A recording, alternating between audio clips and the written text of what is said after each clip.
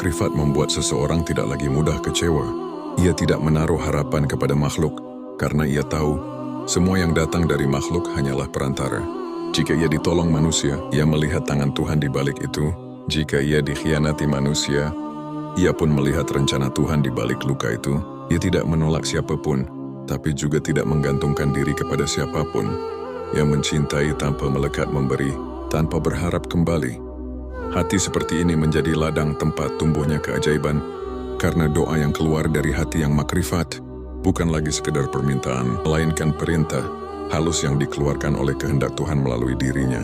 Doanya tidak perlu keras, cukup lirih, bahkan cukup dalam diam karena alam semesta mengenal bahasa hatinya. Rahasia paling lembut dari makrifat adalah kesadaran bahwa segala sesuatu sudah selesai. Segala yang kamu perjuangkan, segala yang kamu takuti, segala yang kamu kejar, semuanya sudah tercatat dalam ketentuan yang sempurna. Engkau hanya sedang berjalan melewati naskah yang sudah ditulis oleh kasih Tuhan. Ketika engkau memahami ini, engkau akan berhenti cemas tentang masa depan.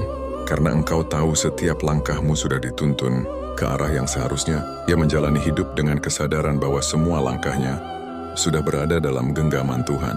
Maka setiap jatuh pun menjadi bagian dari tarian yang indah. Tanda orang makrifat juga bisa dilihat dari bagaimana ia menyikapi kehilangan saat sesuatu yang ia cintai diambil. Ia tidak panik, ia menangis ya. Tapi air matanya bukan air mata penyesalan, melainkan air mata kerinduan. Karena ia tahu yang hilang sebenarnya hanya bentuk, bukan makna. Yang percayai bahwa tidak ada kehilangan di sisi Tuhan.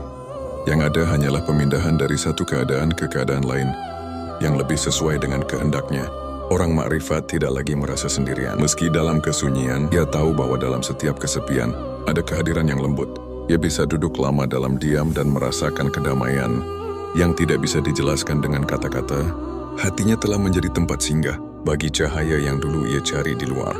Dan ketika cahaya itu telah menetap, dunia luar tidak lagi mengguncangnya. Makrifat juga menumbuhkan rasa syukur yang tidak bersyarat. Orang biasa bersyukur ketika sesuatu yang baik datang, tapi orang makrifat bersyukur bahkan dalam penderitaan, karena ia tahu bahwa dalam setiap luka ada peluang untuk mendekat.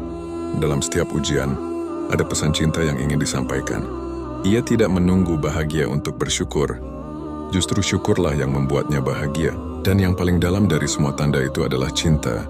Cinta yang tidak bisa dijelaskan dengan logika. Cinta yang tidak menuntut apapun. Cinta yang tidak menginginkan balasan. Cinta yang hanya ingin terus memberi, terus melayani, terus menyatu. Orang makrifat mencintai Tuhan bukan karena ingin surga, tapi karena tidak bisa tidak mencintai yang mencintai